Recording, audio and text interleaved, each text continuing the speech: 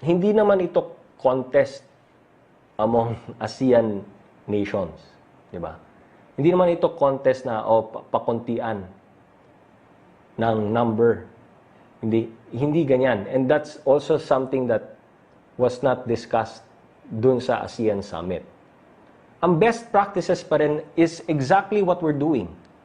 In fact, if there's something that we learned dun sa ASEAN, pati yung ASEAN Plus 3, is that what we are doing here in the Philippines is also something that they are doing also in their respective countries. Yung quarantine, or lockdown, or sinasabi, yung travel restrictions, ganun din ginagawa nila. Yung testing, ganun din. And then yung treatment.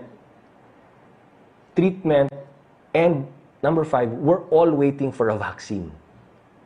In fact, sabi ng isang country na ang short-term goal natin to medium-term goal natin is treatment. Yan ang focus. And in fact, sabi ng isang country, that's what we're trying to focus on now. Treatment. What is the medicine? What is the treatment that we can give to our patients? Because the vaccine will take a year to develop.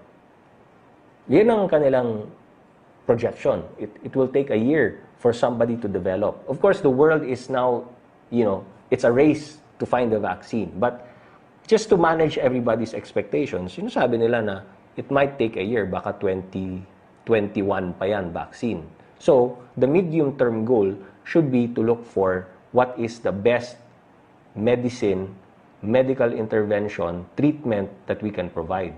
Kaya kita ninyo, kahit si Pangulong Duterte, number 1, pumayag na siya na ang Pilipinas makasama dun sa clinical trials ng Avigan. Number 2, even before that, the President, the Department of Health, and the IETF supported na the Philippines will also be part of the clinical trials ng WHO. Clinical trials for treatment.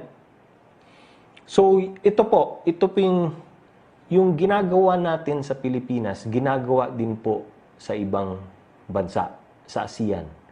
So, that just gave us even more determination. And, in fact, it reinforced sa amin at kay Pangulo na we are doing exactly what we should be doing.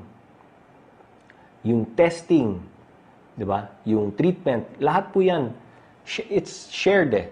And then, sabi nila na, so we now have a mechanism na we're sharing best practices, we're sharing the information of what everybody else is doing. But also, we share the same challenges. Yung challenges in terms of PPEs, they're also feeling that. Ganon din ang nila. Yung kakulangan ng PPEs, yung health facilities, and even supply chain. Yung pinoproblema natin na yung supply chain natin within our country, yung unhampered flow of goods and cargo, that's also something that they're feeling. But taking it one level up, ang agreement din sa ASEAN is that we also have to think about way forward. What are we gonna do with our trade? What are we gonna do with people-to-people exchanges? Diba? What will we do with exchange of goods?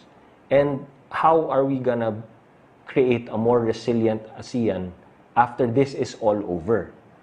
So, yun. Kaya ang agreement is dapat tuloy-tuloy pa rin ang pag-uusap ng ating mga finance ministers, economic ministers, and our foreign affairs ministers.